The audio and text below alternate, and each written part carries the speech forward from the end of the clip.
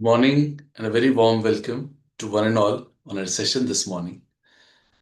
As you may be aware, we are having three sessions every day. One in the morning at 8 a.m., which is this one, and one in the afternoon at 4:15 p.m., and the third one in the evening at 7:45 p.m. All these sessions are geared towards new seekers who want to understand basics about Sahaja Yoga, sort of an introduction session, and also meditation, the first experience sort of sessions are being held like this. Um, Also, at the end of these sessions, we do some question answers. If there are, people can join the Zoom link or leave their questions in the YouTube chat, and we try to answer them in the sessions. All the sessions are in fact in Hindi. Only on Sunday morning, we started one session in English for seekers who requested to understand in English. That's how it was started. So, people who have joined today and do not understand English, I would ask the forgiveness, and I would request them to attend other sessions which are all in Hindi.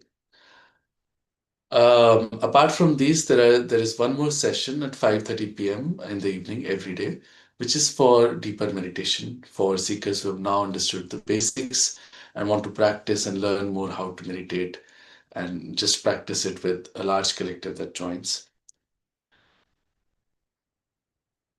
So, today's session is a little different from the rest in the sense that there are some slides that we go through, and the slides are all actually um, again, they are actually meant for the young folks, the students, college going people, or early job seekers. And there are some traits that are very common to these, which are very much stress related and how they are struggling in life.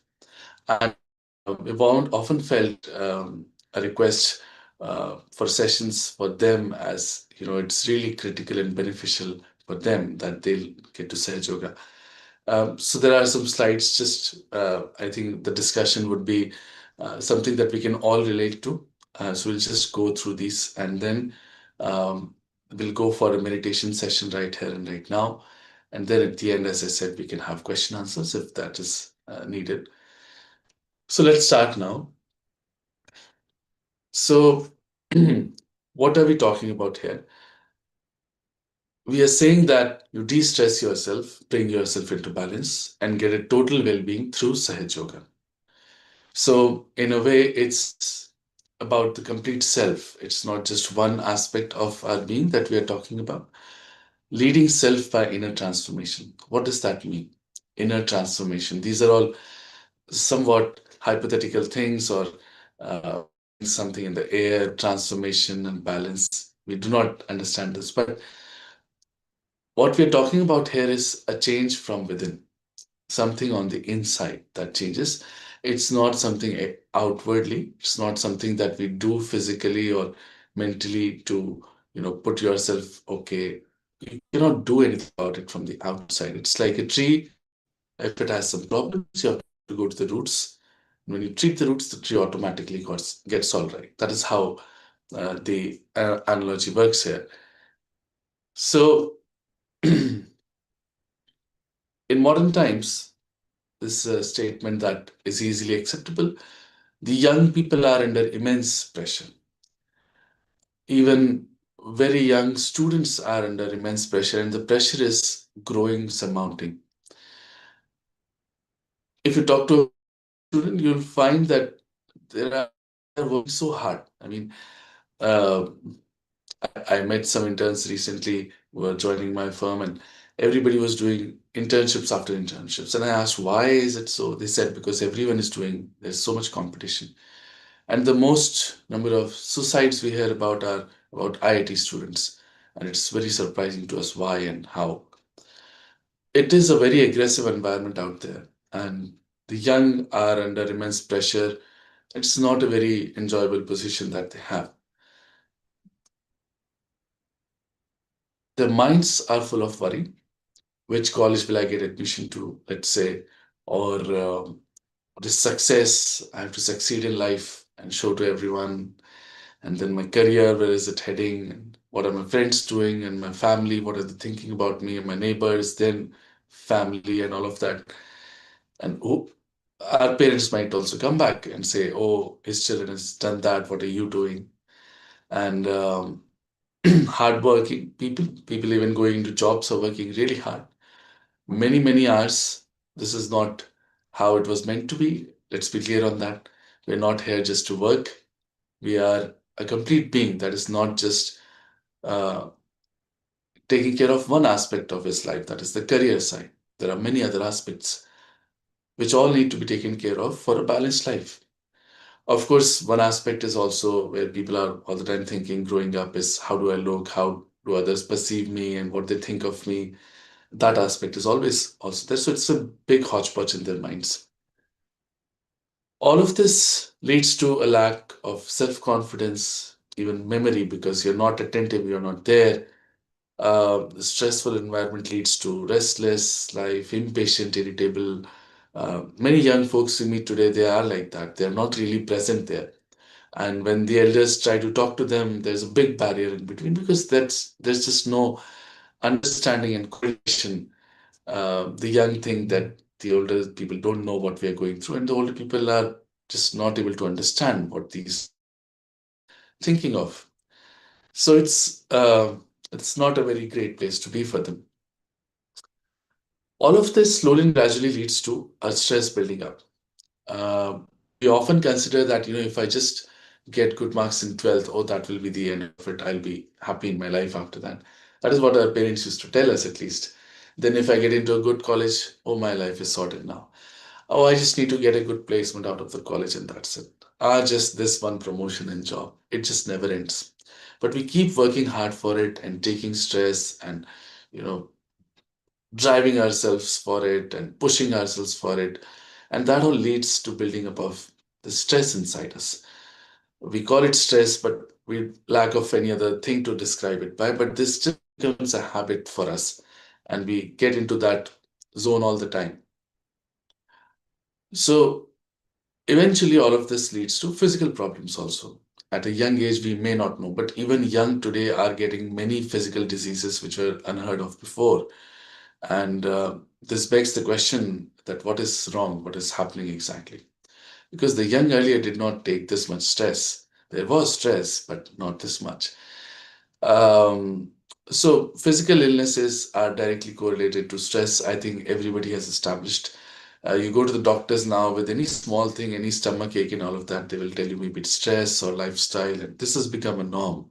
Many people have done researches, and but Shree Mataji, she started in 1970, she talked about it in quite details and laid out exact type of personalities, working on exact type of chakras and nadis, go to which extremes and what kind of troubles happen.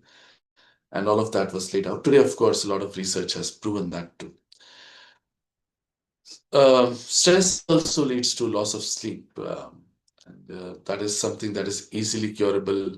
I've seen many people get cured of it in surgery very quickly, even in a day sometimes, because that's just imbalance inside us that comes that just goes away and we bring ourselves into balance. One other worrying thing that has come with this new modern society of ours is the heavy smoking, drinking, and what's not mentioned here is drugs. All of this mad race and running around and pushing yourself, you get so tired that you have to just escape and run away from all of it. They say work hard and party. Why to do both of them so hard? Just be in a balanced way. But we do not understand that because we have to achieve and show to the world and this and that. So to work hard and then to get away, we have to do something about it. That's how these things are coming up. Of course, they're also coming up because of peer pressure. People are doing this to blend in, apparently.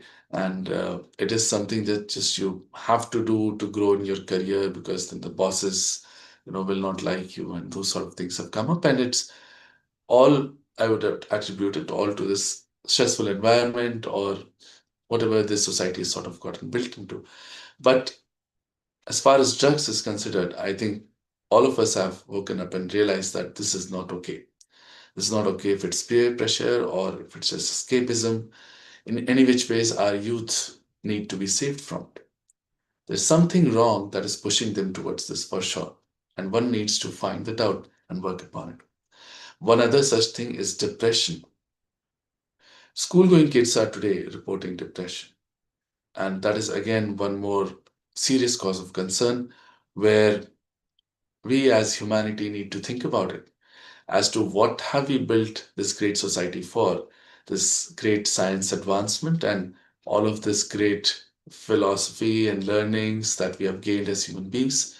All of this is leading to our young ones taking to drugs and depression. There is definitely something that needs to be checked and corrected. And in fact, it is in reality, it is the effect of all of this environment that has got built in, which is all focused upon career success, future growth, ambition, and such things. So, if stress does all of this, and we realize it, our elders realize that the uh, young people are under stress, they start giving us some consultations. Sometimes, they would make us sit and explain to us that life is not just this, don't worry, it's okay, whatever you do, it's fine, and all of that. But it's just something that we get a habit of.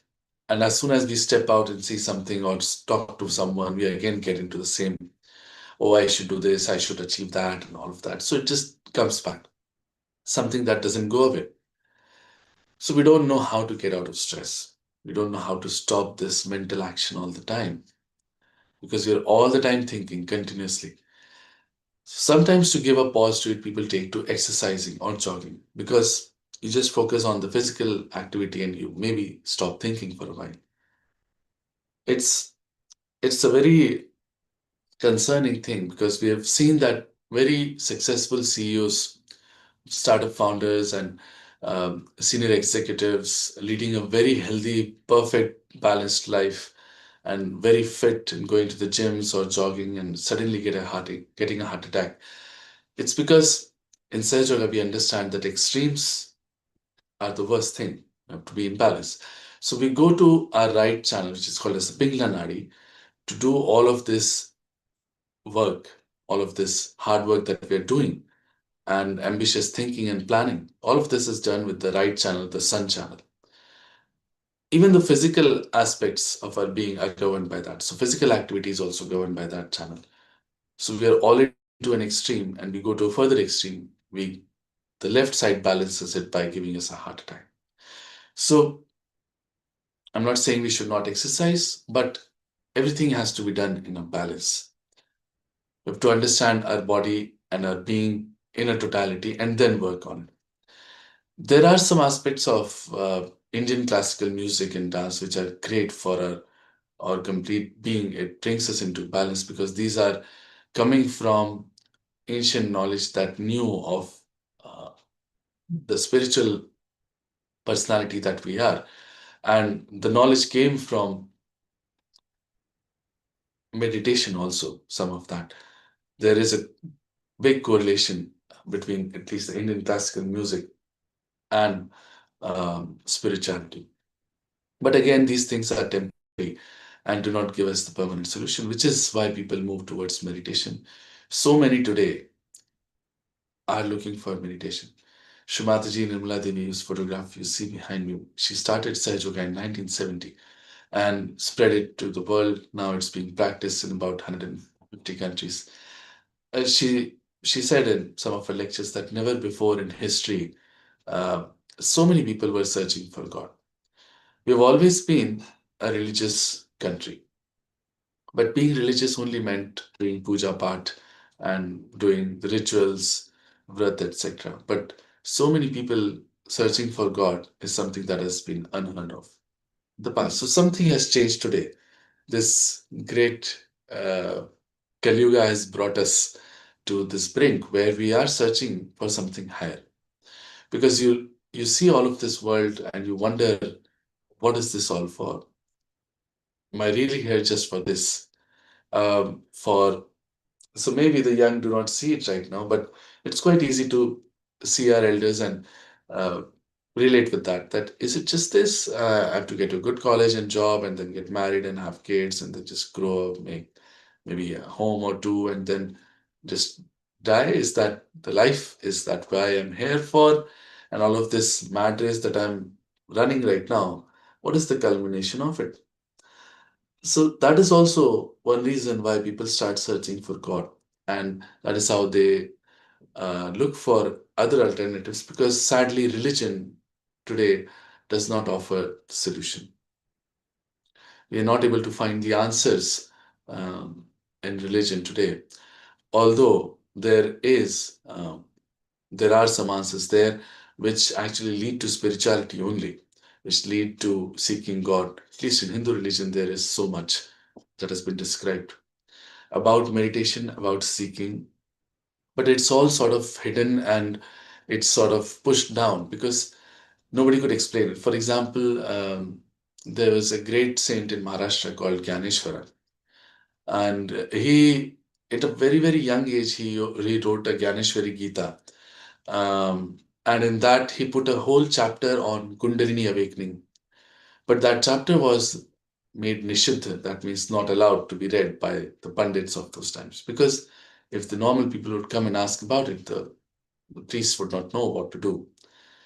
Somehow that knowledge has been a little secretive. Also, there was a one guru, one shishya parampara in our old times where one guru would give it to only one shishya. So after tests of many, he would decide on one. So it was all kept secretive and very exclusive also in a way. But many saints try to talk about it openly also, like Kabira and so many others after some time. Still something that is not very well known. It is, I believe, the greatest inheritance of ours, of this great country. And spirituality is something that the world flocks to India for. But we unfortunately do not know what is that. We do not know what is meditation. Today, many people are talking about meditation. But in reality, if we are being honest, we don't know what is meditation. We don't know if something we have done is meditation or not. So, for example, people come and talk about concentrating here, that is meditation, or concentrating on a light, that is meditation, or chanting some mantras is meditation, or maybe maybe reading something or doing asanas. So people think all of this is also spirituality. All of this is not meditation. All of this does not mean that you're got your realization, you've got connected to divine, nothing of it. So then what is meditation? Meditation is a state that you are in.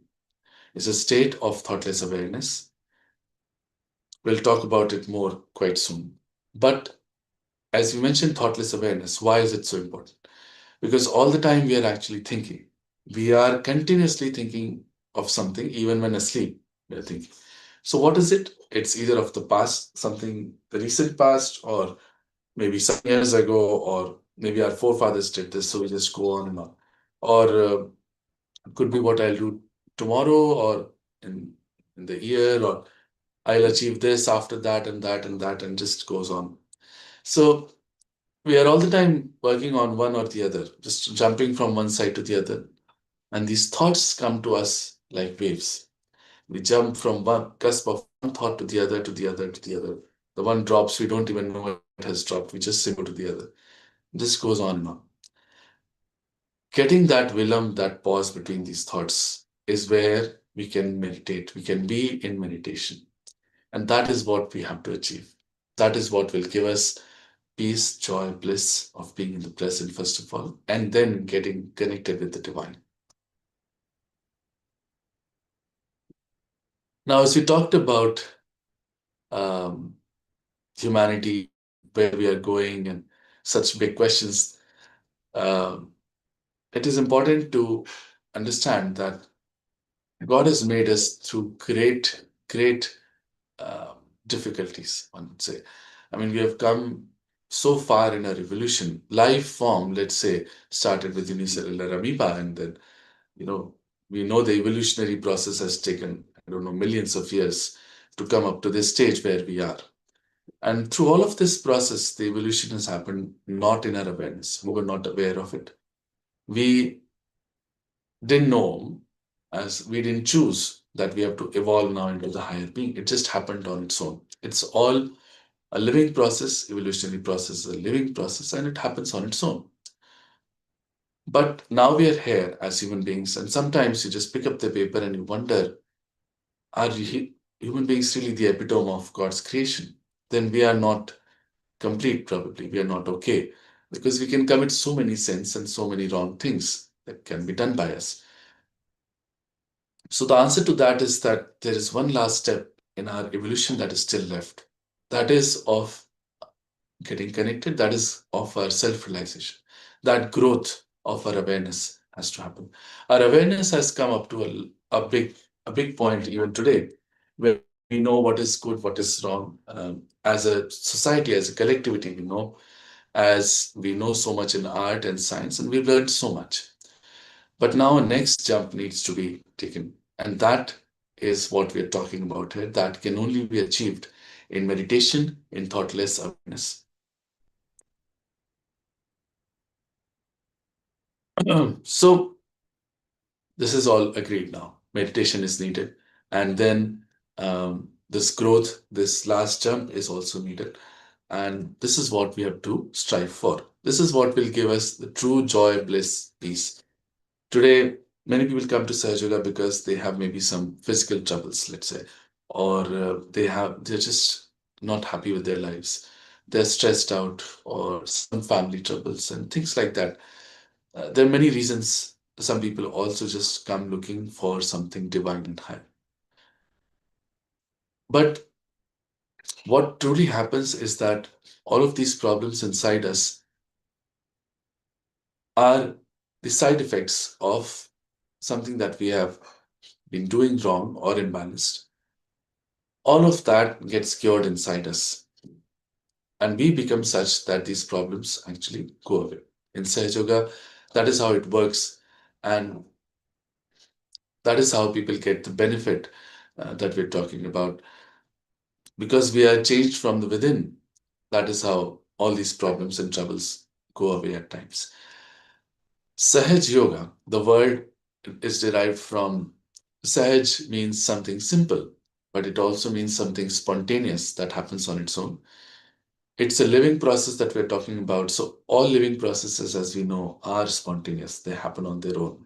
There's nothing that you really do for digestion or breathing or uh, a, a seed put into the Mother Earth, it becomes a tree on its own. Because all of that is built in, and that is how living processes work. That is how they manifest on their own. Similarly, the yoga, the union with the divine that we're talking about, yoga literally means that, also happens on its own. It is something that is spontaneous, that is a living process, and does not really need an outside activity as such. Um, so, how does it happen exactly? I think that's the million-dollar question inside us. Let's get to that. There are many things to talk about, but let's just get into this chart very briefly. I'm sure we have all seen this by now, somewhere or the other. This is well talked about today. And that's the boon of these times, that people are searching for divine so vehemently that everybody has turned towards this at least. I would say this chart was one of the first, I think, the depictions was in Patanjali, who wrote, the great sage who wrote the book. He wrote in quite details about all the nadis and chakras, and there are many more than the ones that we normally see. And he described Ashtanga yogas, Yam, Niyam, Pranayam, Pratyahar, etc. All of that he described, and 1/8 of it had one part as asana. And unfortunately, today we have taken asana as yoga, whereas it is not. So these things were done to put yourself all right physically, mentally, put yourself into a regime and become all right. And then at the end, if it's Ishwar Pranidhan, which is the most important bit, but if the Guru decides, then he gives it. So that's how he described the 8 aspects of yoga. So if it was all of this was this difficult, how come this has become so easy? We'll come to that very quickly. Just understanding this chart now. When we were in our mother's womb, 2.5 months or so, when it is said that life actually comes into the fetus, That is when the power that created us entered from the top of our head. This is called as the fontanelle bone area. And this was a very, very soft bone when we were born. If you have seen newly born kids, this is even pulsating at times because this is the point of the entry. Now, our brain sort of is a prism sort of entity, and we know that refraction happens through these sort of entities, and that is how this energy gets distributed into three parts. And the one coming from the right goes to the left, which is shown in the blue color. This forms our Ida Nadi, the moon channel, and controls all of our emotions, our desires, and is the channel of our past. The one coming from the left goes to the right. This is called as the Pingla Nadi, the sun channel, and is responsible for our actions, mental actions, our thinking, physical actions, everything. Is the channel of our future. Left and right, these channels combined take care of our sympathetic nervous system on the whole. The energy coming from the center creates these chakras that we call, these are the flower-like things that you can see, are also called as energy centers. And these chakras and nadis collectively take care of a complete being, the physical being, mental being, emotional being, spiritual being. All of that is governed by these. These are in in the subtle. On the gross, also they manifest, like we talked about sympathetic nervous system. The central channel takes care of the parasympathetic nervous system. The chakras majorly control all of our plexuses and glands, and many other organs that are around are all governed by them. So this is the complete creation that happens. And after this creation, the energy comes and settles down almost at the end of our spine. There's a triangular bone called as the sacrum bone. Interestingly, the Greeks named it sacrum, so they probably knew something sacred about it. But when it settles, it makes coils, three and a half coils. And coils in Sanskrit is kundal. And she being our mother energy, she's called as Kundalini. She's our individual mother and has been with us in all of our lives. Her only goal and aim is to give us our self realization, our second birth. Awakening of the Kundalini and piercing through these six chakras, because one is below. This six chakras, and finally here, is self realization, is what is to be achieved in the name of spirituality, is the goal, is the growth, is the last step that we talked about. Now, what happens when it pierces through here is we get connected to the all pervading power of God that is all around us. We know that Kan Kan Mein Bhagwan, it is told that every molecule and atom we have God, but we have never truly known Him on our central nervous system. We know Him maybe in our hearts and all of that, but to really know the presence is something that we have not been able to do till now. But once this awakening happens, we get connected with the divine and we can actually feel the all pervading power of God. Once we start getting that, we get thoughtless awareness, so our thoughts stop when we meditate, and we get that peace and bliss and joy that we're looking for, truly. Now, on our fingertips, you can see that some color coding is done. Now, this knowledge was given by Shree Mataji. This was not there before.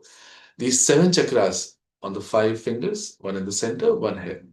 These are the places of the seven chakras on the left and right side because each chakra has left, right, and center aspects. So we feel on our fingertips which chakras are not okay. Because when we get this self-realization, let's say I get a sort of a burning or itching sensation on one finger, I get to know, oh, this is actually Agya Chakra. So maybe the person has bad eyes or is a, if it's on the right side, he's an egoistic person, gets very angry with others and all of that. So that correlation can be established. And it's something that you practice and learn more and more, and you realize this is perfect, this is absolute knowledge. And we get a cool breeze coming on our hands. This cool breeze is described as uh, Adi Shankaracharya, the first Shankaracharya that came. He wrote a book called Saundarya Lahari. That means beautiful vibrations. The book name itself meant that. And he says that when Mother's grace dawns upon us, we feel Salilam Chaitanya. Cool vibrations. In Bible, it is called as the cool breeze of the Holy Ghost. In Quran, it is mentioned that Mentioned that when Qiyamah's time will come, your hands will speak and will give witness against you. So, how can hands give witness? It is through these chakras. We first get to know who we truly are for the first time. And then we can, with these vibrations, these chaitanya flowing through us, we can correct ourselves also. These chakras can be corrected, and slowly and gradually, Kundalini awakens. This power starts flowing through us every day. We meditate, we become better human beings, and our problems also start dissipating. So, this great happening happens because of the awakening. But the big question is that we said that the method was so difficult in the past when you have to leave your houses, go to hills and Himalayas and jungles and maybe do tapasya for ages together, and then you would get your self realization. How is it that it has changed so today? So, this is something that has been talked about and promised everywhere. Resurrection time and all of that is mentioned. But even in our scriptures, there is beautiful. So, Bhrigu Muni, one of the great sages who was called the father of astrology in our country, thousands and thousands of years ago, he wrote a book called Bhrigu Samhita. That book talks about a time in the future, and by the modern calendars, that actually translates to 1970 when Shree Mataji started Sahaja. That a time will come when the human beings born as households, will get their self realization. And it describes a beautiful time after that. There's a book called Nal Damayanti Akhyan, um, and it's a beautiful story of King Nal and his wife Damayanti, who were separated by Kali, whose yuga we live in. And the king got hold of Kali and said that I'll destroy you because you're so horrible. When your time will come, people will suffer so much. So Kali said, go ahead, O great king, but first listen to my importance. And the king asked, what could be your importance? And Kali said that the people who are searching for God today in hills and dales will actually be born as household people when my time will come. And they will all get their self realization living as household people. Now, listening to that, the great king let him go. We are actually living in these times, as you said, that there's so much confusion around. And this is what has actually pushed us towards searching for God. And something real has to be an answer also there. When we are seeing so many gurus and organizations being fake, there is definitely some answer to that. And that is how this great happening is happening today. Shumataji Nirmala Devi found out the method of giving this amas realization. It's like one other analogy that will help you understand is that let's say you have a lamp that you have to light. So you have no light. First, what you'll do, just feel it maybe with hands and get to know maybe something is broken, a screw is not all right. You'll try to put everything all right in the darkness, and then eventually light the light. Even then, you're not sure if it's okay or not. Shimadri says we'll first light the lamp. Then in that small light also, you'll see what is right, what is not, and you'll correct yourself. So that is how Sahaj Yoga works out. We all get the realization part quite easy, but then we have to meditate daily, work upon it, put ourselves all right, and practice it. That's not much, like 5 to 10 minutes in the morning and the evening is good enough. But right now, we'll just go for a self realization experience, and I'm sure we'll get it. But then we have to establish it and work upon it and meditate daily and give ourselves that chance to fully achieve this great thing that we're talking about. So, first of all, if you are sitting on the ground, let's sit cross legged as is shown here and put both our hands open in our lap. If you are sitting on a sofa or a chair, you can put your feet apart and again open your palms in your lap. We'll sit straight, not very straight, not slouching. And if there's something tight on our bodies, we can take it out or loosen it. Take out the spectacles because we'll meditate with our eyes closed. For now, just see the steps with your eyes open and do the steps along me. Later on, we'll do the steps with our eyes closed. So in the first step, we'll put the right hand on the Mother Earth, left hand open in our lap. We are made out of the five elements, and we use these elements quite a lot inside yoga to cleanse ourselves. We'll just use two of them right now. So, next step will bring the right hand back into a lap and put the left hand towards the elbow, bend from the elbow towards the sky, like it is shown here. Left hand towards the sky. As I said, let's do the steps together for now. Later, we'll do them with our eyes closed in meditation. The next step will put both the hands on the Mother Earth. These steps are for bringing ourselves into balance. The next steps will all be done with the right hand only. Left hand will be open in our lap. Right hand will be put on our heart. Right hand on the heart.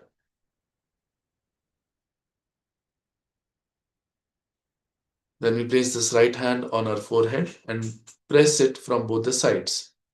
Across. Press from both sides and bend our head forward a little.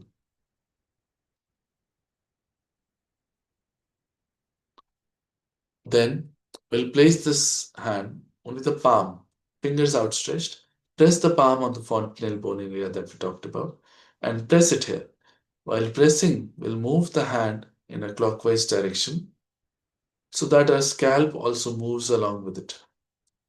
While pressing the center of the palm on the fontanel bone area, we'll move it in a clockwise direction so that the scalp also moves along. We'll bend our head forward as well.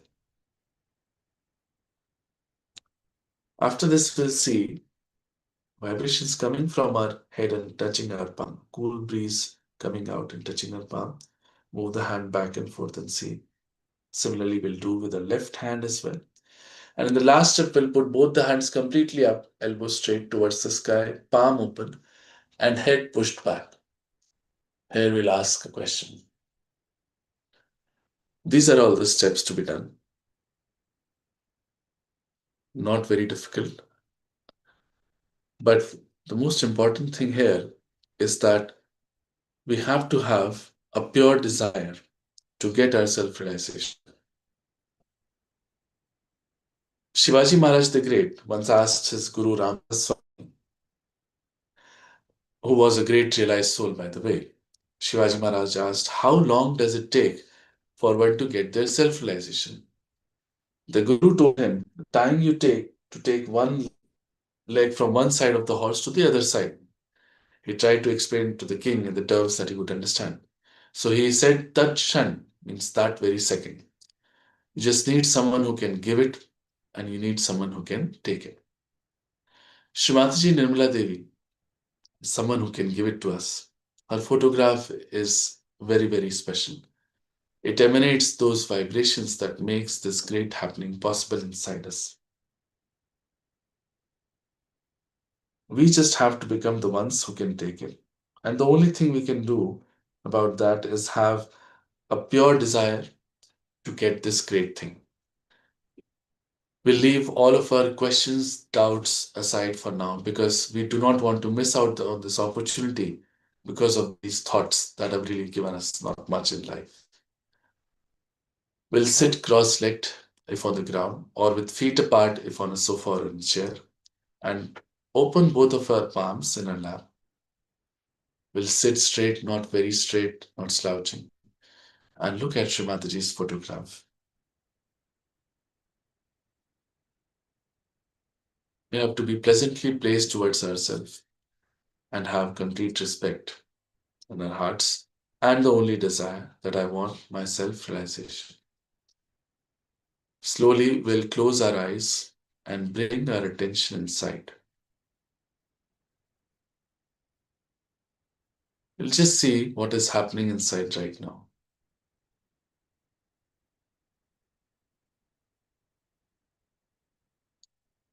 Now we'll do the steps that we had just seen. We'll place the right hand on the Mother Earth and left hand is to be kept open in our lap.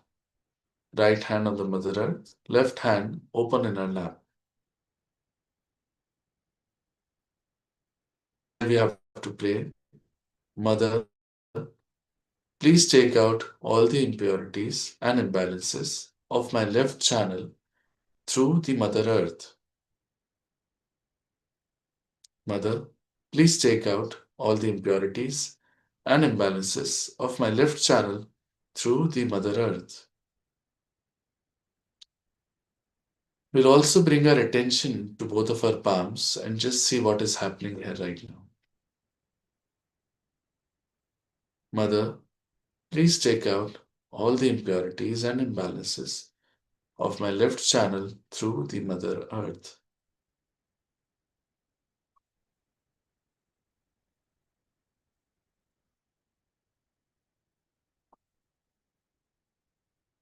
We'll bring the right hand back into our lap and put the left hand towards the sky, bent from our elbow. Right hand in our lap, left hand bent from the elbow towards the sky. Here we have to pray, Mother, please take out all the impurities and imbalances of my right channel through the ether element.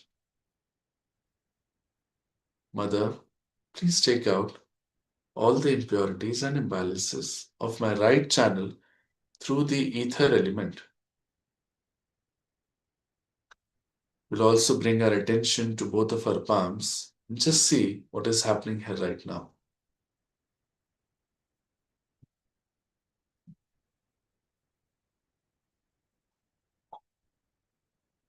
Mother, please take out all the impurities and imbalances of my right channel through the ether element.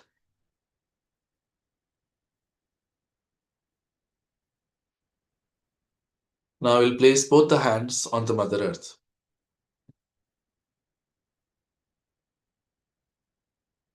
Here we have to pray, Mother, whatever impurities and imbalances are still left in my left and right channels, please take them out through the Mother Earth.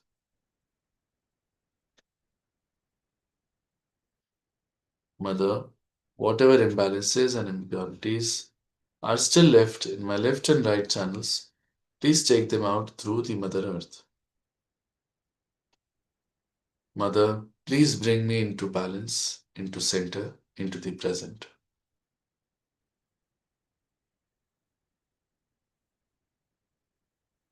Mother, please bring me into balance, into the center, into the present.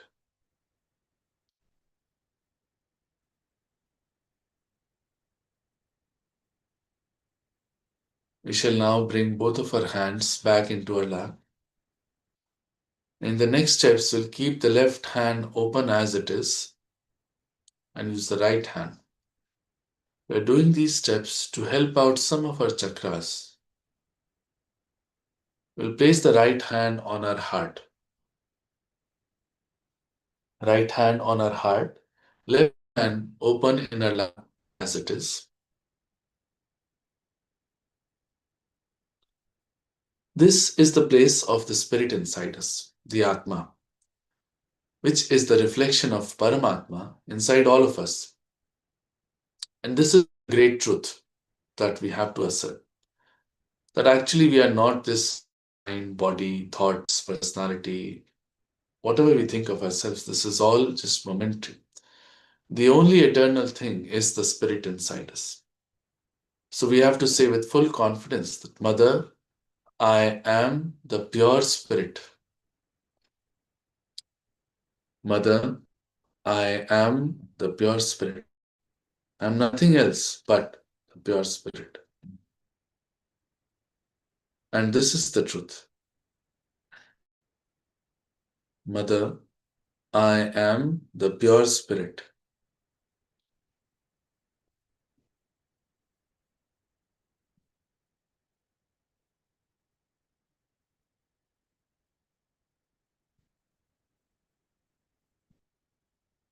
Now, as I am the pure spirit, I am not guilty of anything. We sometimes feel guilty for nothing at all. And sometimes there might be things that are important too. But God Almighty is the ocean of love and forgiveness. We have to leave all of this at His lotus feet, and He can forgive all of things that we think we may have done wrong.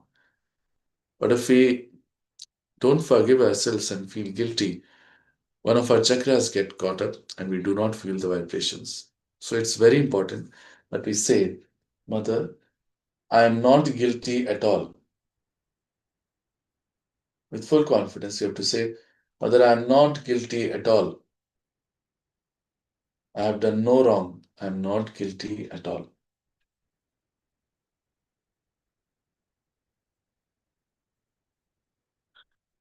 Bring the right hand to our forehead and press it across from both the sides like we would in a headache. And bend our head forward a little. Here we have to forgive everyone without remembering anybody's name, without remembering anything in particular. You just have to, in a blanket way, forgive and say, Mother, I forgive everyone. Mother, I forgive everyone. I forgive myself too. O God Almighty, knowingly or unknowingly I have made any mistakes against you, please forgive me.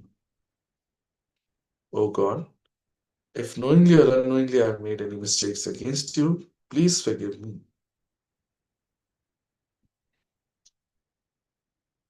Now we bring the right hand to the top of our head and push back our fingers completely. Place the center of our palm at the top of our head on the fontanel bone area and press it here.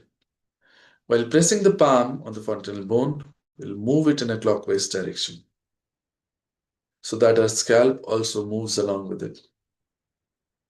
While pressing the palm, move it in a clockwise direction so that the scalp also moves along with it.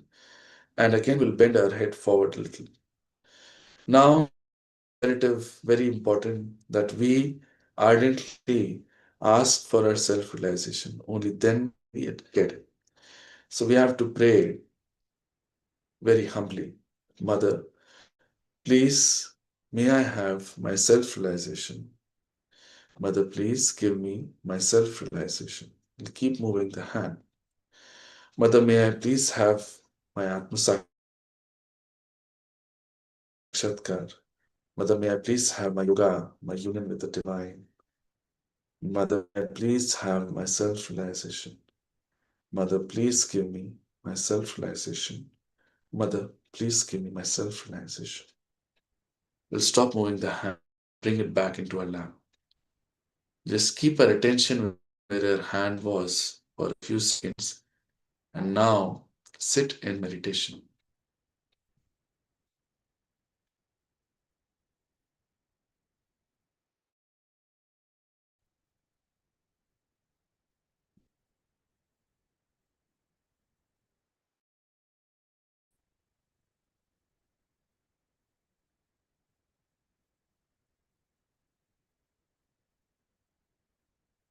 We'll raise our hands up a little bit, up to our heart's level, and open them completely. See at the center of our palm, we feel a cool breeze coming out in one hand or both the hands.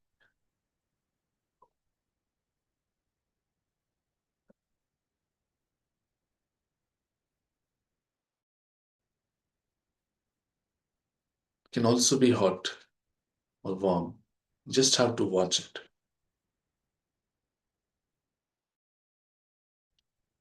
Now bring your attention to the tips of your fingers.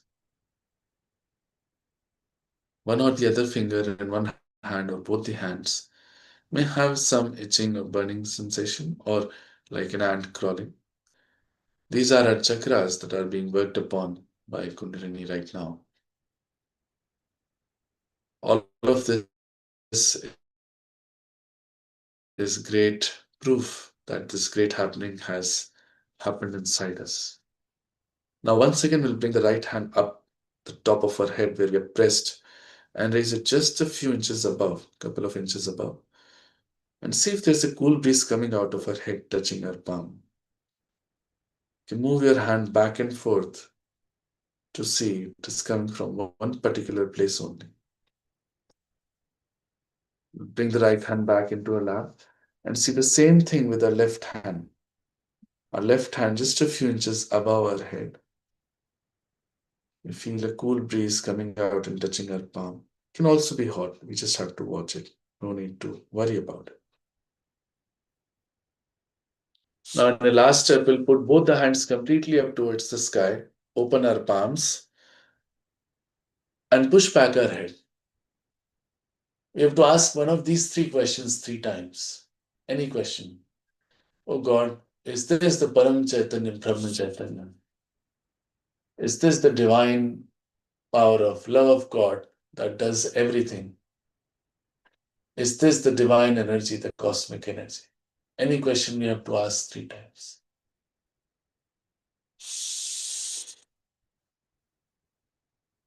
We'll bring our hands back into our lap and sit in meditation once again with our attention at the top of our head.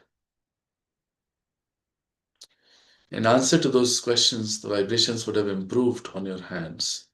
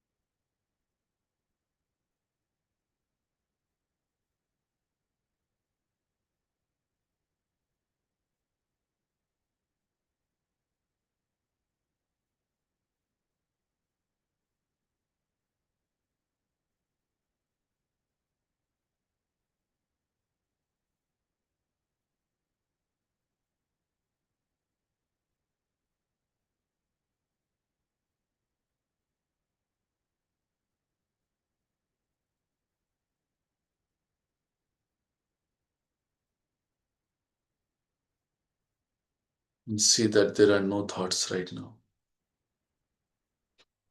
This is thoughtless awareness that we talked about. First boon that we get after our realization.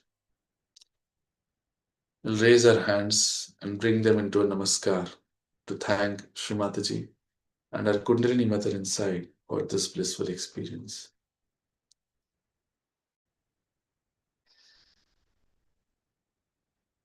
For those of us who have recently joined, I would request you to continue attending these sessions for a while, as it may take some time to really establish this and understand this. It is also important that we meditate at home, and how to do that, etc. We can learn by joining our WhatsApp group. The link to the WhatsApp group is given in the YouTube chat, which you can click and simply join. There are short videos available on this YouTube channel itself. Some things that we have to do in order to keep ourselves balanced and protect ourselves. We can learn them as well and practice at home. We need to practice every day meditation, 5 to 10 minutes in the morning and in the evening. And that is like giving water and sunlight to the seed that has just sprouted in order to become a tree.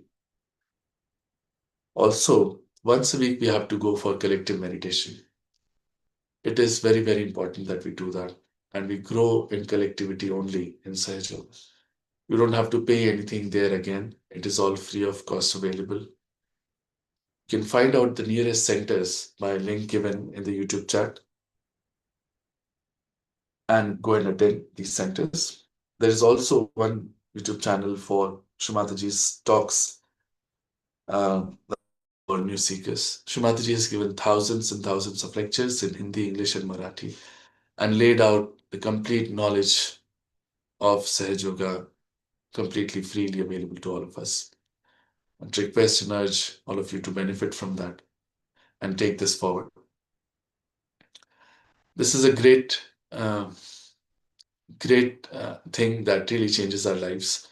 And there's so many aspects of Sahaj Yoga that we have not been able to touch upon in this small session. But I'm sure that as we continue attending and we'll learn more and more, and when you practice it in your life, you'll learn How amazing, how simply astonishingly amazing this is. Also, you can bring in your friends and family who you think may appreciate and learn and benefit from it, and spread the word. Thank you, everyone, for attending. As there are no questions, we'll end the session here. As we know that we are having three sessions daily, one in the morning at 8 a.m., one in the afternoon at 4:15, one in the evening at 7:45 p.m. All the sessions are for new seekers and are in Hindi. Only on Sunday morning we have one session in English. Apart from this, we have one more session at 5:30 p.m. for seekers who have now understood the basics and want to go deeper into meditation. Again, thank you everyone joining. Thank you, Shree Mataji. Jai Shri Mataji.